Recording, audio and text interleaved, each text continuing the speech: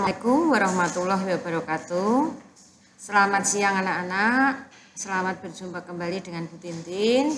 Harapannya Bu Tintin kalian sehat semua, kalian bahagia semua ya, sehingga kita bisa mengadakan pembelajaran materi IPA ini kalian bisa mengikuti dengan baik. Anak-anakku yang tercinta, yang lalu Bu Tintin sudah jelaskan pada kalian dengan materi tentang nutrisi ya, materi tentang nutrisi. Nah, untuk kali ini kita akan melanjutkan materi yang selanjutnya, yaitu tentang alat-alat pencernaan. Anak-anak, ini nanti bagi anak-anak yang mengikuti, kalian nanti buat daftar hadiah ya, siapa saja yang mengikuti pembelajaran hari ini ya. Kemudian nanti kalian kirimkan ke Bu Tintin. Kita mulai saja anak-anak. Di sini kita akan membahas sistem pencernaan manusia yang kedua, yaitu tentang alat-alat pencernaan. Nah, sebelum masuk kepada alat-alat pencernaan, kemarin Bu Tintin sudah sampaikan pada kalian bahwa nutrisi yang akan kita gunakan untuk kebutuhan gizi sehari-hari yang masuk di dalam tubuh kita itu diantaranya adalah karbohidrat, kemudian lemak, protein, mineral, kemudian air dan vitamin. Sedangkan kalau untuk vitamin, mineral dan air, kemarin kalian sudah tahu bahwa gizi tersebut atau nutrisi tersebut tidak mengalami proses pencernaan tetapi harus ada di dalam tubuh kita. Sedangkan kalau pada karbohidrat, kemudian lemak, kemudian protein itu harus mengalami sistem pencernaan. Nah, sistem pencernaannya nanti itu bisa secara mekanis dan juga secara kimiawi. Nah, di sini nanti Bu Tintin akan membahas tentang sistem pencernaan baik itu mekanik maupun kimiawi. Nah, semuanya itu terjadinya di alat-alat pencernaan. Ya. Kita lanjut. Kemarin kalian sudah membaca ya, tentang indikator kompetensi pengetahuan. Kita yang pertama itu membahas tentang identifikasi jenis makanan, itu kita sudah lakukan. Kemudian fungsi dari bahan makanan, ini kita juga sudah kerjakan kemarin. Kemudian sekarang yang ketiga ini juga sudah kita bahas satu persatu, kemarin sudah kalian simpulkan ya. Kemudian yang keempat, nah ini kita akan menuju mempelajari tentang organ-organ dalam sistem pencernaan. Ya. Sedangkan di sini kita akan membahas lagi tentang keterkaitan struktur organ pencernaan dan fungsinya. Di sini nanti kalian harus bisa menyebutkan organ-organnya, kemudian menjelaskan keterkaitan struktur masing-masing itu beserta fungsinya. Kemudian juga menjelaskan, kalian harus bisa menjelaskan tentang proses pencernaan pada manusia.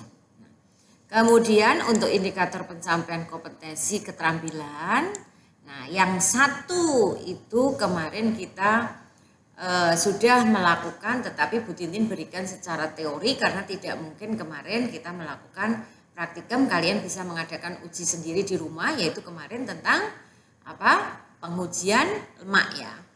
Kemudian yang kedua kita lewati ya, ketiga nanti membuat model saluran pencernaan. Kemudian keempat menyelidiki terjadinya proses pencernaan mekanik dan kimiawi. Ya, nanti ini kita bahas saja.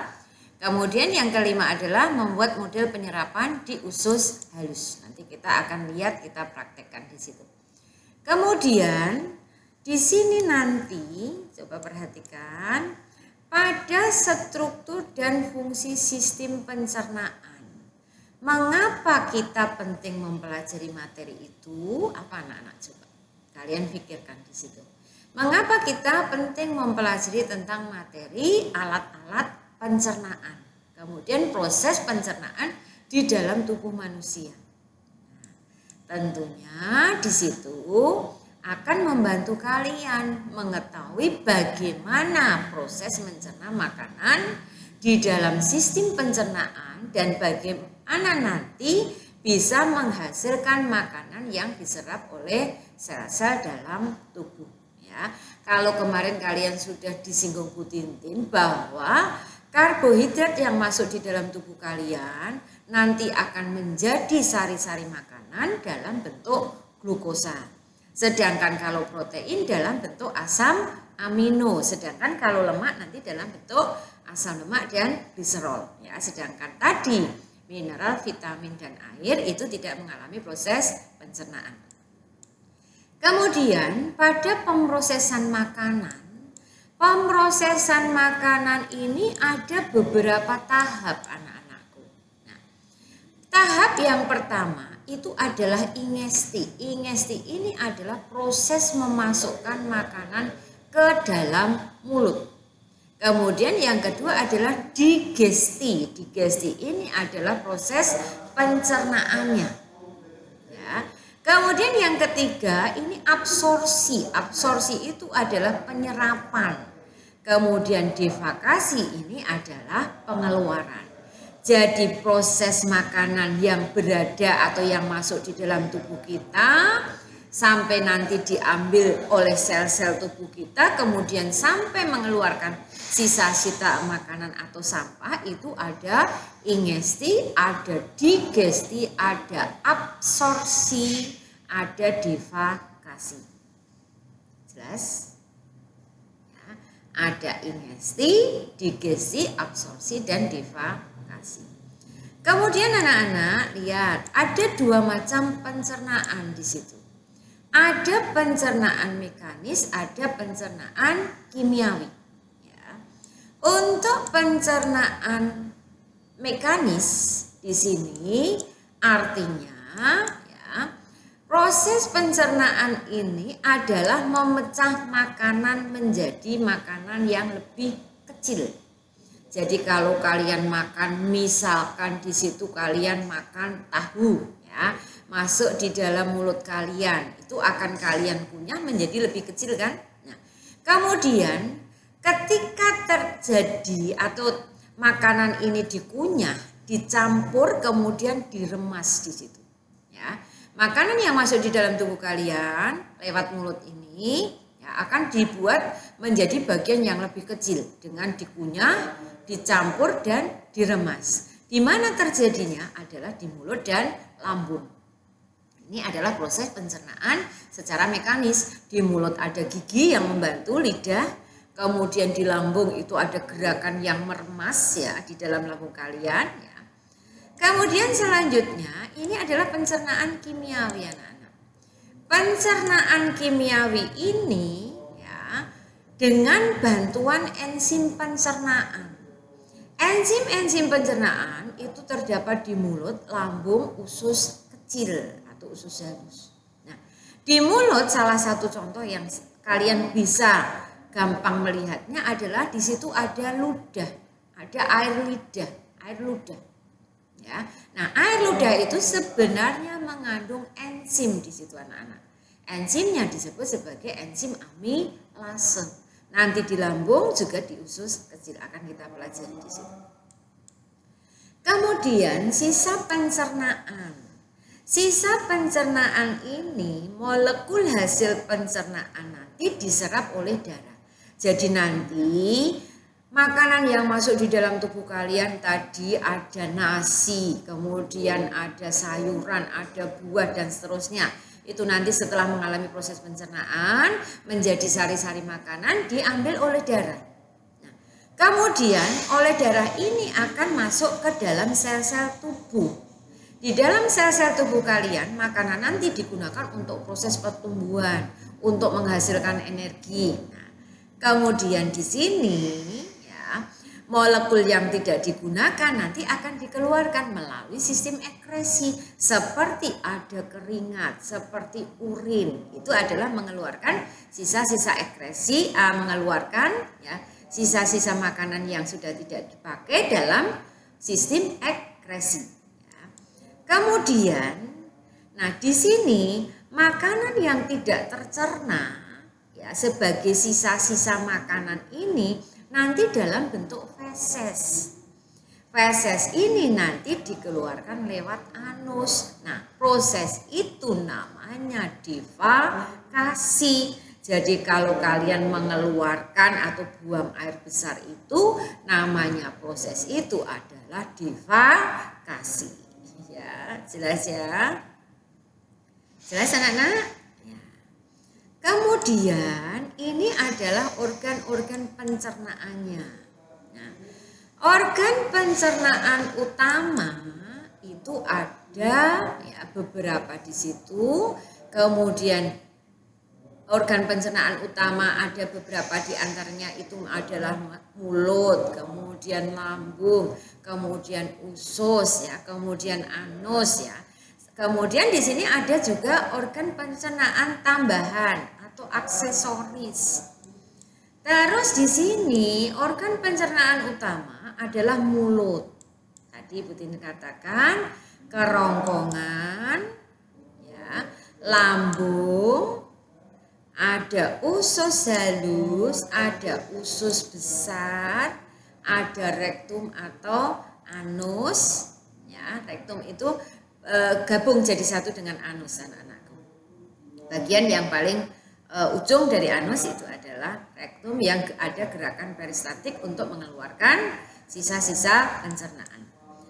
Kemudian organ pencernaan tambahan ada lidah, ada gigi, ya, ada kelenjar air ludah. Tadi Bu Titin katakan ini yang mengandung enzim atau kelenjar saliva, ada hati, ada kantong empedu, ya, ada pankreas, ada kelenjar pencernaan, ya, ada kelenjar pencernaan.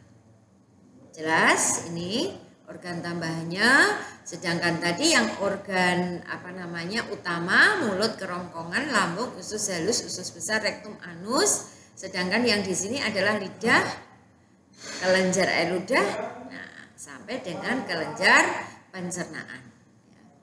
Kemudian anak-anak lihat di sini, ini adalah mulut.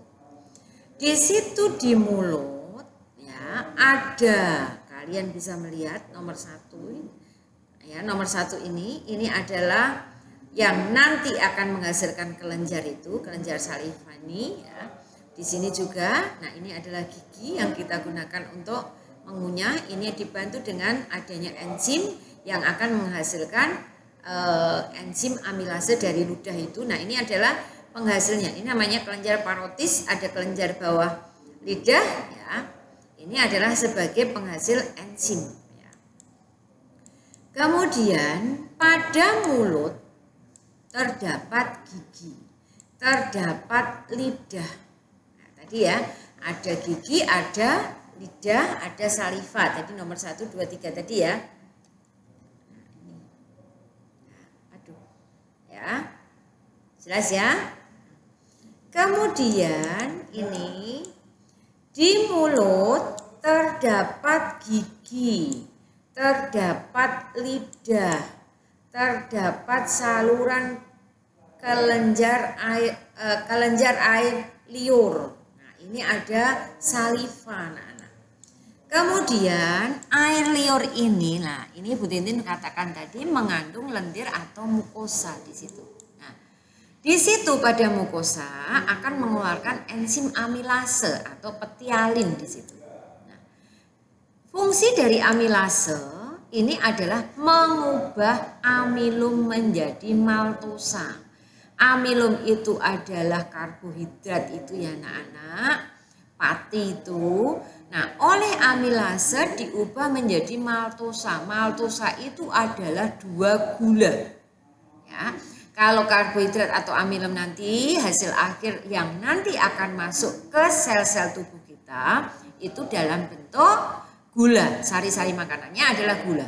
Nah, kalau masih ada di mulut ini masih dalam bentuk 2 gula. Nanti akan dicerna lagi secara kimiawi di dalam lambung.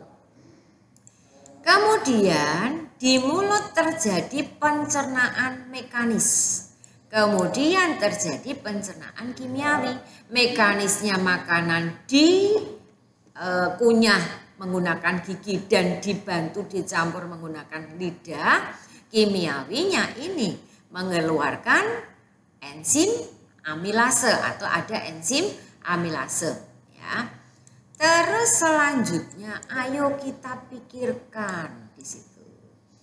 Bagian mulut manakah yang berperan dalam pencernaan? Tahu ya tadi, berarti bagian yang mana anak-anak?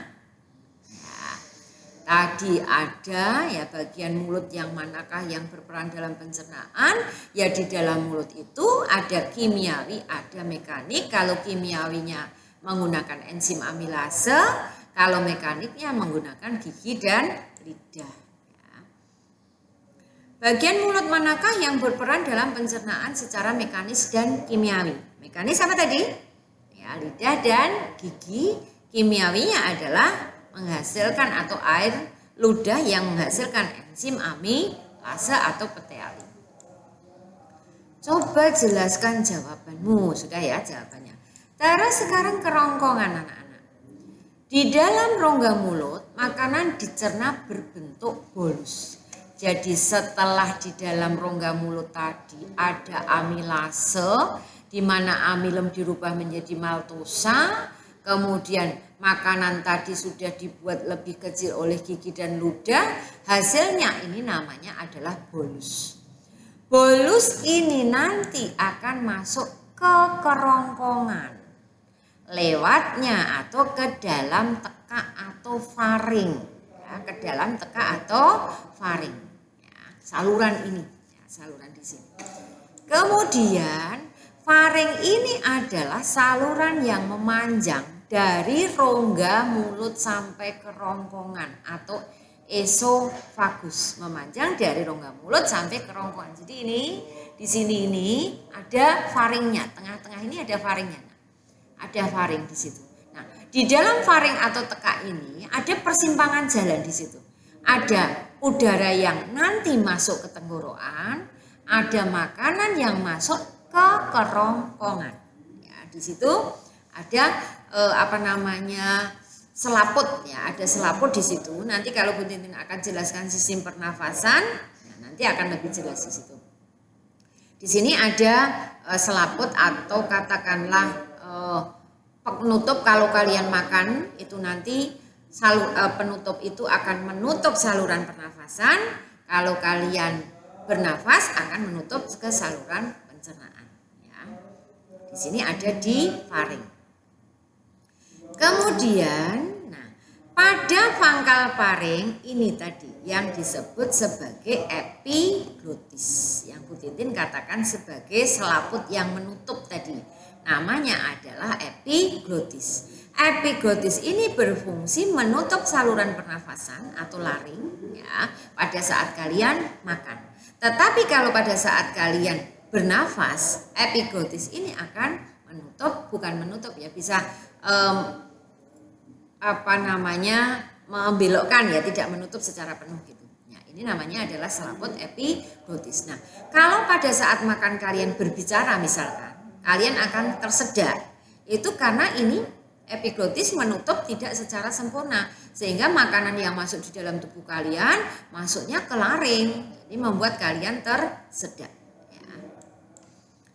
Terus yang selanjutnya adalah otot kerongkongan. Otot kerongkongan ini berkontraksi sehingga menimbulkan gerakan yang meremas, mendorong bolus ke dalam lambung. Nah, ini yang dikatakan sebagai gerakan peristaltik, gerakan yang dilakukan oleh kerongkongan ya. Setelah makanan masuk yang ke sini ini akan diremas, kemudian berkontraksi akan menuju ke lambung anak-anak. Nah, di kerongkongan itu terjadi gerakan ya tadi yang disebut sebagai peristaltis. Nah, ini gerakan itu disebut sebagai gerakan peristaltis. Gerakan peristaltis, nah lihat, ini tadi ya, ini kalian makan. Nah, ini tadi yang Bu Tintin katakan sebagai epiglotis. Epiglotis ini saluran yang menutup, Ini adalah saluran pernafasan, ini adalah saluran makanan. Ya. Nah, di sini anak-anak, ya, di sini, nah ini, nah, di sini ini makanan masuk ke sini, makanan masuk ke sini. Di sini terjadi proses meremas tadi, terjadi gerakan peristaltik. Masing-masing otot ini akan membawa makanan yang bolus dari mulut tadi dibawa menuju ke kerongkongan. Ya. Jelas kalau ini adalah laring, kaitannya dengan ini berkaitan dengan sistem pernafasan. Terus ini, nah lihat ini tenggorokan anak-anak, ini adalah makanannya, ini sudah masuk ya, ini tadi faring ya, faring di sini, makanan sudah masuk ke sini. Ya. Makanan ini setelah masuk di kerongkongan, lihat ada gerakan relaksasi dan kontraksi otot ini. Nah, gerakan ini yang tadi disebut sebagai peristaltik, membawa makanan menuju ke lambung, ya, menuju ke lambung. Ya. Kemudian kita masuk ke lambung. Di sini di lambung terjadi pencernaan mekanis dan kimiawi di situ. Nah, secara mekanis, ya, otot lambung tadi berkontraksi mengaduk-ngaduk bolus. Jadi sama di situ ada gerakan di dalam lambung kalian yang mengaduk makanan yang bolus tadi yang berasal dari mulut menuju ke kerongkongan sekarang sampai di lambung. Kemudian di lambung ini ada bagian getah lambung yang nanti akan menghasilkan enzim. Nah, lihat. Nah, setelah 2-4 jam di dalam lambung, bolus ini akan menjadi kekuning-kuningan. Namanya adalah kimus. Ya, namanya adalah kimus atau dalam bentuk bubur. Ya, yang pertama adalah bolus dari mulut, setelah di dalam lambung makanan itu menjadi kimus dalam bentuk bubur. Ya. Kemudian lihat tadi getah yang ada di dalam lambung, enzim yang ada di dalam lambung. Ini ada asam klorida, ya, ada asam klorida. Kemudian ada pepsin, ya. Kemudian di sini ada renin, ya. Nah, di sini coba perhatikan ada HCl atau asam klorida, fungsinya adalah untuk membunuh kuman. Sedangkan pepsin di sini adalah menghidrolisis atau memecah protein menjadi pepton. Ingat anak-anak, tadi Bu Tini sudah katakan bahwa protein yang masuk di dalam tubuh kalian nanti akan membentuk sari-sari makanan itu dalam bentuk asam amino. Nah, di lambung ini protein baru dipecah menjadi pepton. Oleh siapa ini yang memecah? Adalah enzim pepsin. Ya, berarti di sini protein nanti masih mengalami proses pencernaan lagi. Setelah pepton akan diubah menjadi asam amino nanti. Nah, yang mengubah protein menjadi pepton itu adalah pepsin. Kemudian yang selanjutnya adalah renin. Renin ini adalah mengendapkan protein kasein susu, ya, mengendapkan protein kasein susu. Ya, jadi yang kalau kalian minum susu di situ, proteinnya akan diendapkan dalam bentuk kasein. Jelas anak-anak? Ya. Terus ini usus halus. Usus halus ini panjangnya sekitar 8,25 meter. Kalian perhatikan ada 3 di situ, ada duodenum, ada yeyunum, ada ilium. Duodenum adalah usus 12 jari. Jejunum ini adalah usus tengah atau bisa juga dikatakan sebagai usus kosong anak-anak. Ini ada ilium adalah usus penyerapan. Ini kalian bisa lihat. Ini adalah usus halus, ada duodenum, ada jejunum, ada ilium di situ. Nah, jelas. Terus usus halus, ini adalah usus halus tadi. Bentar. Nah, Di sini usus halus tadi, duodenum, ini terjadi proses pencernaan secara kimiawi saja. Jadi proses pencernaannya di sini adalah secara kimiawi di usus halus itu. Kemudian ini ada duodenum. Di duodenum ini bermuara dua saluran, yaitu pankreas dan kantong empedu. Lihat di situ. Duodenum tadi yang mana? Usus 12 jari. Di usus 12 jari ini merupakan muara dua saluran. Dari mana tadi? Ya, dari pankreas dan kantong empedu. Kantong empedu ini menghasilkan ya, getah empedu. Nah, pankreas ini menghasilkan beberapa enzim. Nah, lihat di bawahnya. Enzim dari pankreas disingkat PLTA. PLTA itu pankreas lipase, ini mencerna lemak menjadi asam lemak dan gliserol. Tripsin ini mengubah tadi protein menjadi polipeptida, ya. Kemudian di sini amilase lagi, ya. Ini sama yang di atas tadi, ya, merubah ya gula maltosa menjadi glukosa di situ. Nah, di sini coba perhatikan anak-anak, lipase ini akan mengubah asam lemak menjadi gliserol. Tapi anak-anak ingat dulu, makanan yang masuk di dalam tubuh kalian yang berupa lemak, ini akan bisa dicerna, akan bisa dipecahkan menjadi asam lemak dan gliserol oleh lipase.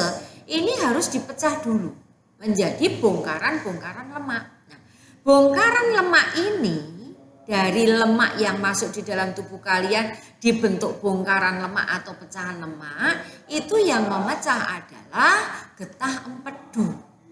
Getah empedu kalian tahu ya, getah empedu itu merupakan zat sisa anak-anak. Zat sisa bongkaran dari sel-sel darah merah. Tetapi zat sisa itu masih diperlukan oleh tubuh kalian. Untuk apa di sana? Memecah lemak. Sehingga getah empedu itu bisa dikatakan sebagai sekresi. Sekresi itu ya pembuangan sisa-sisa metabolisme tetapi masih diperlukan oleh tubuh. Contohnya tadi adalah getah empedu. Nah, jadi ekresi itu sebenarnya ada 3 anak-anak.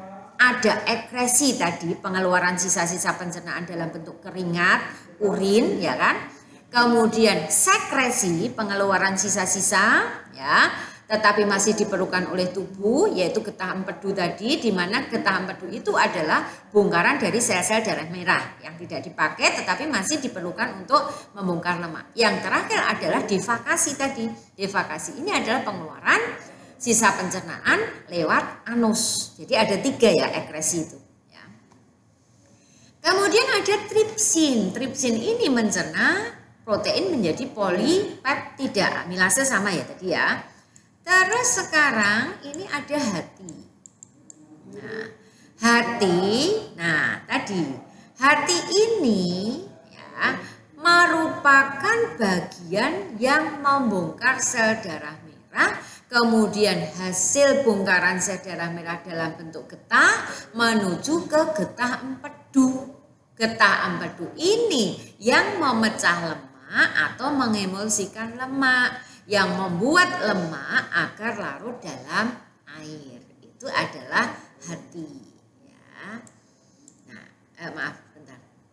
Ini adalah getah empedu. Jadi di sini sel darah merah dibongkar, ada getah masuk di sini.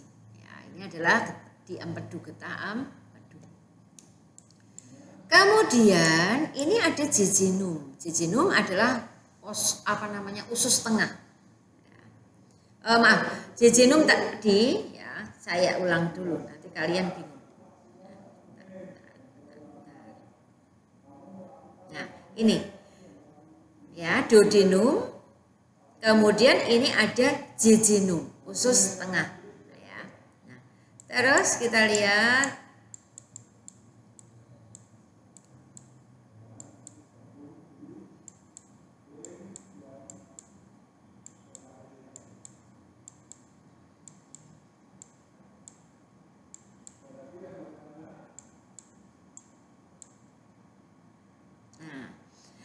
terjadi pencernaan terakhir sebelum zat makanan diserap.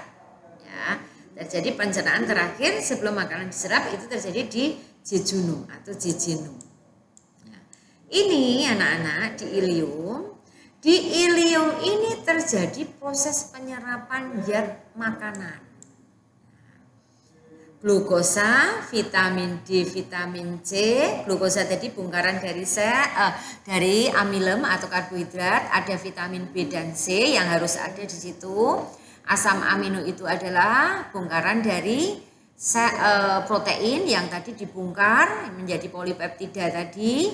Kemudian ada mineral diserap oleh usus atau fili usus. Nah, kemudian fili usus ini dibawa oleh pembuluh darah menuju ke hati dan diedarkan ke seluruh tubuh. Ya, jadi hasil pencernaan ya itu akan membentuk sari-sari makanan. Sari-sari makanan itu ada di usus halus atau ilium ini, kemudian diambil oleh pembuluh darah akan diedarkan ke seluruh tubuh. Jelas sampai di sini? Kemudian glukosa nanti, ya, tadi kan dibawa ke hati ya anak-anak. Dibawa ke hati ini glukosa disimpan dalam bentuk glikogen.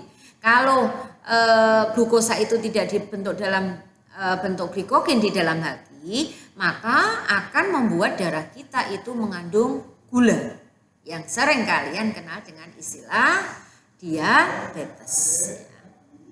Terus kalian lanjut ini, asam lemak, gliserol, vitamin A, D, E, K, ini dibawa oleh fili usus. Nah, tadi tidak dibawa ke pembuluh darah, tetapi ini dibawa ke pembuluh getah bening. Nanti menuju hati dan disimpan di jaringan leher. Ya, bisa jaringan getah bening ini bisa di jaringan leher, ada di ketiak, ya, ada di selangkangan, gitu ya. Ini adalah pembunuh getah bening. Terus lanjut. Nah, ayo kita lakukan aktivitas 185. Lihat buku kalian anak-anak. Di 185. Nah, ini kita akan membahas bagaimana usus halus melakukan proses penyerapan. Di situ misalnya nanti kalian bisa praktekkan di rumah ya. Coba kalian lihat dulu di situ. Kalian bisa praktekkan di rumah. Kamu ambil kain katun, kemudian handuk, kemudian ember atau ember untuk menampung air di situ. Nah, kemudian masing-masing rendam di situ. Rendam kedua patong kain itu ke dalam mangkok selama 30 detik. Kemudian ambil kedua kain dari mangkok. Siram kedua air dengan air dari keran atau air mengalir selama 1 menit. Kemudian peras setiap kain ke wadah yang berbeda. Kemudian ukurlah jumlah air yang tertampung. Kamu diskusikan di situ.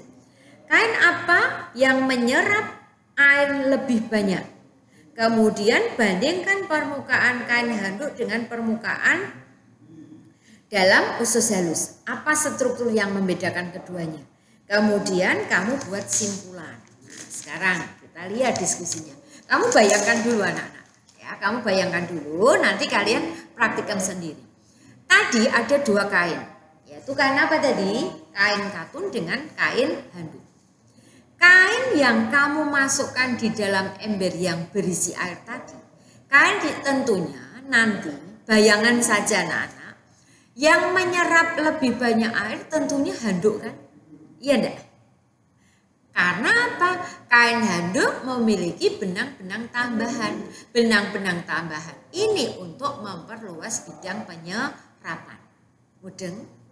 Nah, kain handuk ini kalian umpamakan usus halus kalian. Di dalam usus halus itu terdapat adanya fili, adanya jonjot-jonjot atau seperti halnya pada handuk ini ada tambahan benang-benang itu. Tujuannya apa? Untuk memperluas bidang penyerapan, menyerap sari-sari makanan. Tetapi kalau handuk ini adalah menyerap air ya. Jadi katun kalian masukkan di dalam ember, kemudian handuk kalian masukkan di dalam ember, kamu peras. Nah, nanti air yang banyak itu adalah yang di dalam kain handuk. Jelas ya? Kenapa ada benang-benang ini? Benang-benang ini adalah untuk memperluas bidang penyerapan air. Kamu bayangkan dengan usus halus. Jelas? Ya, tahu ya bayangannya? Nah, kamu nanti bisa coba praktekkan sendiri. Kemudian, nah ini yang membedakan kain handuk dengan permukaan usus halus adalah kain handuk tidak memiliki lipatan-lipatan, tetapi pada permukaan usus ada lipatan-lipatan yang tadi disebut sebagai fili atau jonjot. Ya. Terus yang ketiga, ini kesimpulan anak-anak. Jadi bisa kamu simpulkan, penyerapan di usus halus sangat efektif karena terdapat jonjot-jonjot atau fili dan lipatan-lipatan pada permukaan usus halus. Jelas itu kegiatan 4.5 di halaman 185. Nah, coba kalian praktekkan. Ini Bu Tintin mengajak kalian untuk membayangkan saja dulu. Nanti kalian bisa praktekkan sendiri. Bedanya kain katun dengan kain handuk. Kain handuk menyerap lebih banyak air, ya, itu diumpamakan sebagai usus halus. Kenapa? Kalau kain handuk itu banyak benang-benang, nah di usus halus selain yang di sini yang membuat bisa menyerap makanan lebih banyak, ini adalah jonjot ini. Kemudian ada lipatan-lipatannya. Jelas? Ya, oke. Nih, info tambahan. Struktur usus manusia ini memiliki lipatan-lipatan yang berfungsi untuk memperluas bidang penyerapan. Ya. Kemudian selanjutnya, ya, disinilah Maha Suci Allah yang telah menciptakan struktur usus kita sehingga penyerapan zat makanan menjadi efektif. Ya, itulah keagungan Tuhan kita, keagungan Allah. Ya. Kemudian kita lanjut, ini adalah usus besar atau sering disebut kolon. Nah, pada usus besar panjang ini kurang lebih 1 meter. Ya, panjangnya adalah 1 meter anak-anak. Ya. Terus selanjutnya terdiri atas kolon ascendent, ya, kolon transversum, kolon descendant atau turun. Nah, ini di antara usus halus dan usus besar itu terdapat usus buntu atau cecum. Ya, di situ pada gambar kalian kelihatan nggak di situ? Nah, kalian lihat pada halaman 187 anak-anak. Nah, pada ujung cecum terdapat tonjolan kecil yang disebut sebagai umbe cacing atau appendix. Appendix ini berisi darah putih yang berperan dalam imunitas. Jadi kalau kalian perhatikan di sini, ini saya beri penjelasan dulu. Nah, umbe cacing kalian itu misalkan makan, ada makanan tertentu yang tidak bisa dicerna. Satu contoh misalnya kalian makan permen karet.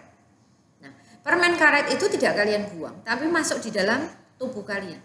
Kalian masukkan, kelegen gitu ya, dilek gitu ya nak ya. Nah, itu tidak bisa dicerna nanti, masuknya ke sini, ke appendix atau umbe cacing.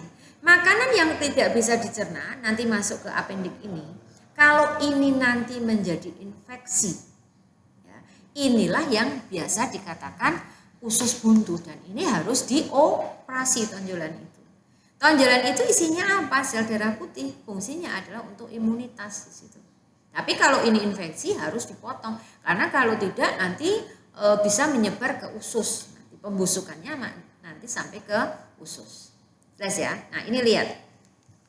Di situ ada kolon ascendant. Lihat pada gambar kalian gambar 4.1.7 4.17 ya. Ini ada yang naik. Ini adalah yang mendatar.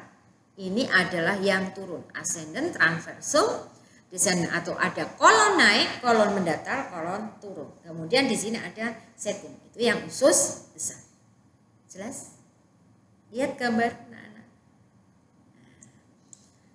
Terus anak-anak, ini yang masuk usus besar adalah sisa-sisa pencernaan. Zat sisa berada di usus besar ini selama 1-4 hari. Kemudian zat sisa ini berupa air dan bahan makanan yang tidak dapat dicerna. Misalnya selulosa. Selulosa ini adalah serat. Serat itu dibutuhkan dalam tubuh kalian untuk membantu proses pencernaan. Nah, selulosa itu adalah dinding sel. Kalian tahu bahwa dinding sel itu adanya di sel tumbuhan. Terus usus besar adalah mengatur kadar air pada sisa makanan. Kemudian terdapat banyak Escherichia coli, bakteri Escherichia coli. Bakteri Escherichia coli ini adalah membantu proses membusukkan sisa makanan, kemudian menghasilkan vitamin K dan B12.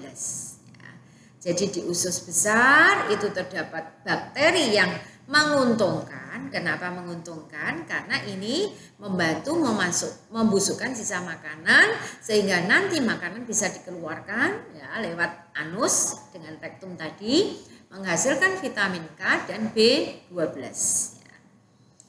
Terus selanjutnya sisa makanan beserta gas yang berbau itu disebut tinja atau feses ya.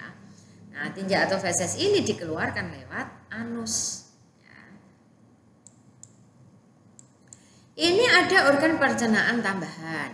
Nah, ada hati, ada kantong empedu, ada pankreas tadi ya. Nah, lihat hati. Hati ini merupakan kelenjar terbesar, terletak di rongga perut sebelah kanan di bawah diafragma. Nah, tadi fungsinya jelas ya. Berperan sebagai detoksifikasi, tadi juga detoksifikasi itu atau menetralkan racun, terus bisa menyimpan vitamin A, D, E, K dan B12 yang menyimpan vitamin V, A, D, E, K ini dan B12 ya. Fe ini mineral ya. Kemudian tadi menjaga keseimbangan kadar gula darah, jadi glukosa yang dihasilkan tadi pada proses pencernaan akan dibawa menuju ke hati dan disimpan dalam bentuk glikogen tadi ya. Kemudian juga mengatur kadar kolesterol dalam darah dengan cara mengubah kolesterol menjadi asam kolik atau kolik asid ya, untuk mengemulsikan lemak tadi, untuk memecah lemak dalam bentuk getah empedu tadi, getah yang disimpan di empedu ya. Sel hati mengeluarkan getah empedu yang mengandung kolesterol, asam kolik, garam empedu, lecitin, bilirubin dan elektrolit, dan sebenarnya ini juga merupakan sisa bongkaran dari sel-sel darah merah. Nah, ini kantong empedu berada di bawah hati, menyimpan getah empedu yang dihasilkan hati. Jelas ya, ini kita ngulang. Warnanya kuning kehijauan, pigmen bilirubin ya. Jadi berwarna kuning kehijauan karena mengandung pigmen bilirubin. Nah, ini tadi bilirubin ini berasal dari pemecahan Hb. Pemecahan sel-sel darah merah yang di dalamnya terdapat hemoglobin atau Hb. Getah empedu mengemulsikan lemak menjadi butiran kecil ya. Baru dari butiran kecil tadi dengan enzim lipase dirubah menjadi asam lemak dan gliserol ya. Terus pankreas, nih terletak di balik perut belakang lambung. Tadi sudah kalian pelajari juga. Ada getah pankreas menghasilkan sodium bikarbonat ya, NaHCO3, ada enzim pencernaan. Enzim pencernaannya tadi ya merupakan kelenjar endokrin yang menghasilkan hormon insulin. Nah, hormon insulin ini mengubah glukosa menjadi glikogen. Di dalam darah, glukosa ini dirubah menjadi glikogen, disimpan di dalam hati. Kalau tidak dirubah oleh hormon insulin menjadi glikogen, maka darah ya banyak kandungan gulanya, yang itu tadi disebut sebagai diabetes ya. Nah, ini kalau berkurang hormon insulin, nah, diabetes tadi. Nah, di sini halaman 192. Lihat nah, halaman 192. 192. Ini ada organ tempat pencernaan. Nah, lihat pada buku kalian. Nah, di sini kalian sudah ya tadi, mulut ada kelenjar saliva. Apa tadi? Amilase memecah amilo menjadi maltosa 2 gula. Di lambung ada apa tadi? Di dinding lambung ada HCl, ada pepsin, ada renin. Tadi sudah kan masing-masing. Di usus halus ada apa? Ada pankreas. Pankreas menghasilkan apa di sini? Ada lipase, ada tripsin, ada amilase. Ya, masing-masing kalian sudah pelajari dari depan tadi. Nah, ini tugas untuk kalian anak-anak. Ada gangguan pada sistem pencernaan dan upaya untuk mencegah atau menanggulanginya. Nah, tugas untuk kalian, ini kalian kerjakan, kalian mencari ya, gangguan-gangguan pada sistem pencernaan ini, upayanya untuk mencegah, kemudian juga menanggulangi. Bu Tintin tunggu tugas ini 1 minggu, berarti kalian kumpulkan. Kalau ini Bu Tintin memberikan pada hari Senin, nanti kalian kumpulkan juga paling lambat adalah hari Senin. Dan mohon tugas-tugas kemarin segera kalian kerjakan. Ingat anak-anak, tanggal 1 Desember kalian sudah PAS. Ya, sudah PAS. Semua tugas, tagihan, ulangan harian, PTS bagi yang belum, segera kalian kerjakan.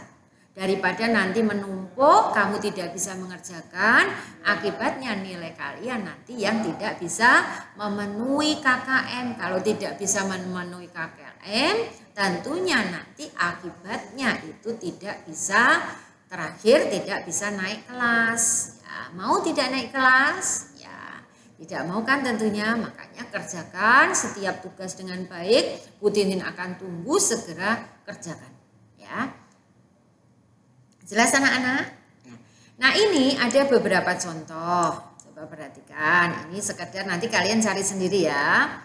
Nah, di sini kenapa kita mencari penyakit-penyakit yang berkaitan dengan penyakit-penyakit ini ya. Mempelajari materi ini akan membantumu mengetahui beberapa gangguan pada organ pencernaan sehingga kamu berupaya bisa mencegah dan menjaga organ-organ pencernaan. Makanya Bu Tintin beri tugas itu dengan harapan kamu membaca sehingga kamu tahu di situ bagaimana cara ya menjaga dan mencegah organ-organ pencernaan kalian selalu dalam kondisi yang baik ya. Oh, ini ada obesitas. Ya. Kemudian ini saya lewati saja, ini kalian nanti bisa cari sendiri. Ada karies gigi, ini penyebabnya apa, penanggulannya nanti bagaimana, ya kan? Jangan sampai terjadi karies gigi bagaimana. Contoh yang lain, nah, ini kalian nanti cari sendiri. Nah, ini ada MAH atau gastritis, ya. Ada penyakit MAH atau gastritis, terus saya lewati ya, dengan harapan kamu cari sendiri nanti. Ini ada hepatitis anak-anak. Nah, hepatitis ini adalah pembengkakan hati, ya, organ hati. Ya. Terus nanti lanjut. Nah, itu gambarnya hepatitis tadi ya. Nah, ini contoh hati yang normal dengan hati yang terkena hepatitis. Nah, ada diare. Nah, terus nih tak lihat. Nanti cari sendiri. Nah, ini ada konstipasi atau sembelit. Ya. Ada avitaminosis, kekurangan vitamin, bisa mengganggu juga pada organ pencernaan. Nah, ini masing-masing ini anak-anak. Nah, ini kalian nanti bisa membaca sendiri ya. Semuanya ini kan sebenarnya masuk pada materi umum. Dari SD kalian sudah pernah kerjakan. Sudah pernah mengetahui. Terus di sini bagaimana kalau kekurangan vitamin mineral ya. Terus yang perlu diperhatikan di sini, setelah kamu mempelajari materi pencernaan, tentunya kamu mengetahui bagaimana pentingnya sistem pencernaan mengolah makanan sehingga dapat dimanfaatkan oleh tubuh.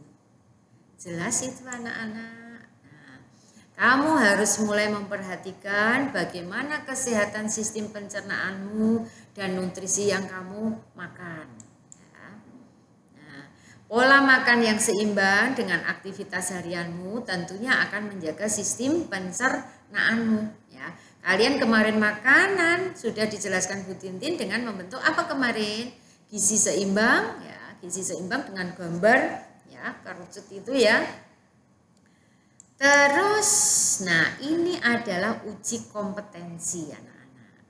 Uji kompetensi ini kalian kerjakan, nah ini ya kalian kerjakan. Kemudian nanti setelah kalian kerjakan, sama tugas dikumpulkan, kalian ke ketua kelas dulu, baru nanti ke Bu Tintin seperti yang biasa kemarin. Ini ada uji kompetensi nomor 1 ya, sampai nomor 10 anak-anak. Ya, sampai nomor 10. Jelas itu anak-anak? Ya. Kemudian sekarang di situ berarti kita kembali ke sana. Ya, kembali ke sana. Kalian tadi sudah mempelajari tentang yang keempat ini ya.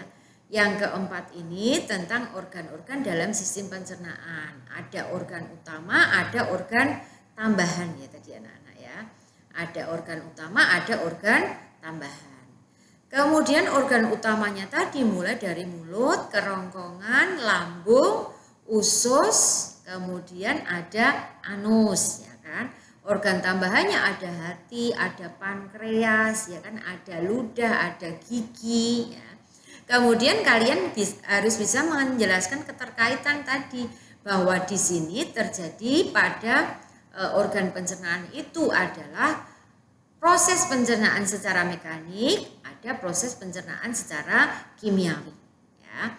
Kemudian masing-masing alat-alat pencernaan di mulut terjadi proses pencernaan mekanik dan kimiawi, ya kan, dengan bantuan ya ada gigi lidah dan enzim ya. Begitu juga untuk di kerongkongan terjadi gerakan peristaltik, di lambung terjadi gerakan peristaltik juga meremas di dalam lambung. Kemudian di lambung juga terdapat adanya enzim ya. Kemudian sampai di usus halus itu terjadi proses penyerapan makanan, sari-sari makanan ya, yang dimana tadi ya sudah mengalami pembongkaran pencernaan secara mekanik dan kimiawi. Hasil akhirnya ada sari-sari makanan, karbohidrat adalah gula, protein asam amino, kemudian lemak, asam lemak dan gliserol bersama vitamin, mineral dan air akan diserap oleh tubuh, akan diserap oleh sel-sel darah lewat ya, kemudian akan diedarkan ke seluruh tubuh ya. Kemudian pada sisa pencernaan ini nanti sisa-sisa akan masuk di usus besar mengalami pembusukan dibantu dengan bakteri Escherichia coli tadi, juga menghasilkan vitamin K dan B12 tadi ya. Kemudian sisa pencernaan itu akan keluar lewat anus bagi yang tidak bisa dicerna. Kemudian bisa juga keluar lewat urin dan keringat. Ya, kemudian kalian pelajari, mencari tentang penyakit yang berkaitan dengan proses pencernaan manusia. Jelas anak-anak? Ya. Nah, kalau tidak jelas, kamu baca kembali buku, kemudian juga nanti ya kalian kalau tidak jelas bisa bertanya Bu Tintin lewat WA grup IPA kelas kalian ya. Nanti akan Bu Tintin bantu untuk mencoba menjelaskan pada kalian. Demikian tadi anak-anak ya pembelajaran kita kali ini tentang organ-organ pada sistem pencernaan. Semoga kalian paham ya, kalian pemahamannya dibantu dengan mengerjakan tugas-tugas yang diberikan Bu Tintin ya. Ditunggu tugasnya segera kalian kerjakan ya. Begitu ya penjelasan hari ini. Apabila ada yang kurang jelas atau Bu Tintin salah dalam mengajar kalian, tutur kata yang tidak pas, Bu Tintin mohon maaf yang sebesar-besarnya ya. Kalian ingat protokoler kesehatan anak-anak, keluar harus menggunakan masker, jaga jarak ya. Selalu jaga tubuh kalian dengan makan nutrisi yang baik seperti yang dikatakan Bu Tintin ini tadi ya, makanan dengan porsi makan yang gizi seimbang, istirahat yang cukup ya. Selamat beraktivitas anak-anak ya. Wassalamualaikum warahmatullahi wabarakatuh.